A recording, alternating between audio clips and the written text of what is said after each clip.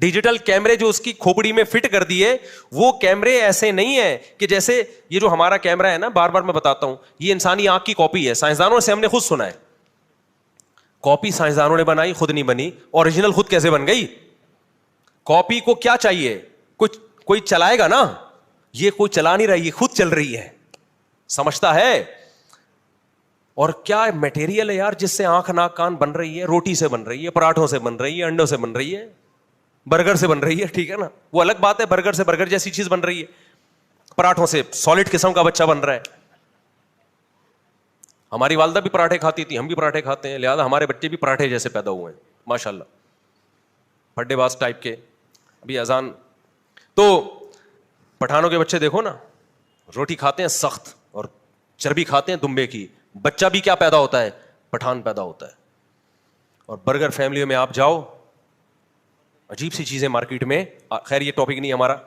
تو اب کیا ہے, اللہ کہتے ہیں ثم انشأناہ خلقا آخر, پھر ہم نئی تخلیق میں اس کو پیدا کرتے ہیں. ایسے رو رہا ہوتا ہے باہر, پہلے منی کا قطرہ تھا, نہ سنتا نہ دیکھتا نہ بولتا, اب پیدا ہوا, سنتا بھی ہے, دیکھتا بھی ہے, بولتا بھی ہے, کچھ پتا نہیں ہے, لیکن یہ پتا ہے مجھے دودھ کہاں سے ملے گا. یہ سافٹ ویئر اس کے دماغ میں پہلے سے انسٹال ہو گئے, کروڑوں اربوں سال میں نہیں, صرف 9 مہینے میں. سمجھ رہے ہو, 9 مہینے میں دماغ تیار ہوا ہے اس کا, اور اس کو پتا ہے یہاں سے دودھ ملے گا ماں کی. اور کمال کی بات ہے, جس روٹی سے بچہ بن رہا تھا, اب اسی روٹی سے دودھ بننا شروع اور ماں کی چھاتیوں میں پہنچنا شروع. نہ یہ کام پہلے ہوا نہ بعد میں, ایگزیکٹ ٹائم پہ ہوا یہ کام.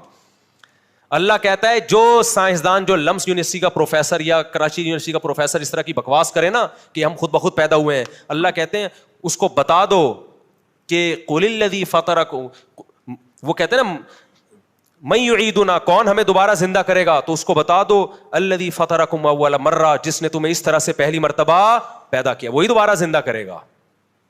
سمجھ میں آ رہی ہے کھوپڑی شریف میں بات؟ نہیں آ رہی تو قرآن کہتا ہے انہ لحسرۃ علی الکافرین, قیامت میں تمہارے اچھوں کو بھی سمجھ میں آ جائے گی.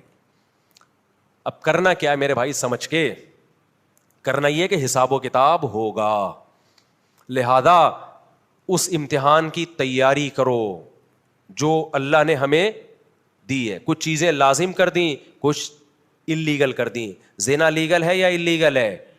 گرل فرینڈ لیگل ہے یا اللیگل ہے؟ رکھ لو گرل فرینڈ 10 رکھ لو, اللہ نہیں چھوڑے گا. اگر زنا کی ذرا سی اللہ کے ہاں گنجائش ہوتی تو یوسف علیہ السلام معذور ہوتے پھر, کیونکہ اجنبی کنٹری میں انتہائی خوبصورت عورت دروازہ بند کر کے زنا کی دعوت دے رہی ہے. پیغمبروں میں 40 مردوں کے برابر قوت ہوتی ہے, دروازہ بند کر کے زنا کی دعوت دے رہی ہے.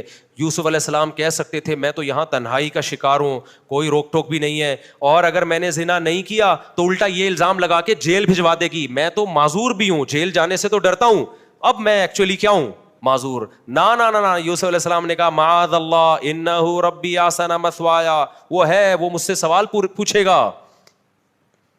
اور دعائیں مانگ رہے ہیں, اللہ مجھے جیل زیادہ محبوب ہے, کس سے؟